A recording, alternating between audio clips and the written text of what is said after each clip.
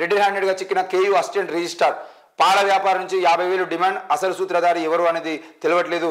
Kakatiya university assistant registrar Kishtaiah శుక్రవారం ఏసీబీకి red హ్యాండెడ్గా చిక్కారు. రాజేంద్ర అనే పాల వ్యాపారి 2020 నుంచి కేయూ హాస్టళ్లకు పాలు సరఫరా చేస్తున్నాడు. సరఫరా చేసిన పాలకు వ్యాపారికి యూనివర్సిటీ నుంచి డబ్బులు చెల్లిస్తూ ఉంటారు. ఈ వ్యవహారం అంతా అసిస్టెంట్ రిజిస్ట్రార్ చూస్తుంటారు. సదరు పాల వ్యాపారికి బిల్లులు చెల్లించేందుకు అసిస్టెంట్ రిజిస్ట్రార్ కిష్టయ్య డబ్బులు డిమాండ్ చేశారు. చాలా వరకు బిల్లులు పెండింగ్లో ఉండడంతో డబ్బులు ఇచ్చేందుకు రాజేంద్ర సైతం అంగీకరించాడు. పలు దఫాలుగా బిల్లులు రిలీజ్ చేస్తూ వ్యాపారి నుంచి డబ్బులు తీసుకున్నట్లు తెలుస్తుంది. ఈ క్రమంలో శుక్రవారం క్యాంపస్లో 50,000 అసిస్టెంట్ రిజిస్ట్రార్కు ఇస్తుండగా అందిన సమాచారం మేరకు ఏసీబీ అధికారులు దాడి చేశారు. డబ్బులు తీసుకుంటున్న కిష్టయ్య రెడ్ హ్యాండెడ్గా ఏసీబీకి చిక్కాడు. కాగా గతంలో యూపీఐ ట్రాన్సాక్షన్ ద్వారా కూడా 50,000 రాజేందర్ అసిస్టెంట్ రిజిస్ట్రార్కు పంపినట్టు సమాచారం. అయితే ఇదే విషయంలో షాడో ఎవరు అసిస్టెంట్ రిజిస్ట్రార్ కిష్టయ్య డబ్బులు డిమాండ్ చేయడం వెనుక వీసీ హస్తం ఉన్నట్లు ప్రచారం జరుగుతుంది.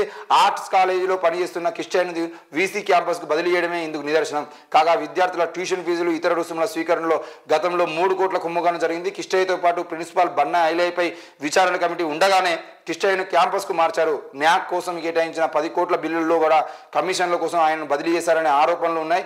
యూనివర్సిటీలోని కీలకమైన 4 కార్యాలయాలకు కిష్టయ్యనే అసిస్టెంట్ రిజిస్టర్గా కొనసాగుతున్నారు. న్యాక్ సందర్భంగా వర్సిటీలో రోడ్లు, హాస్టళ్లు, ఇతర పనుల కోసం 10 కోట్లు కేటాయించారు. వీటిలో కమిషన్ల కోసమే building division, publications cell, hostel ఆఫీసులతో పాటు యూనివర్సిటీ ఆడిట్ ఆఫీస్కు కిష్టయ్యనే అసిస్టెంట్ రిజిస్టర్గా నియమించారని చెప్పేసి, అంటే వాటన్నిటిలో కమిషన్లు పొందడం కోసం మాత్రమే ఆయనను తీసుకొచ్చి అక్కడ పెట్టుకొని మరి ఆయన మీద ఎంక్వైరీ కమిషన్ ఉన్నప్పటికీ కూడా అటు మనకు బన్నా ఐలయ్య సార్తో పాటు ఈయన మీద కూడా కేసు ఉండగానే మళ్ళీ తీసుకొచ్చి ఇక్కడ ఎందుకు పెట్టారంటే కేవలం 10 కోట్ల రూపాయలలో కమిషన్ పొందడం కోసం అని చెప్పేసి ఆయన మీద ఆరోపణలు వస్తూ ఉన్నాయి.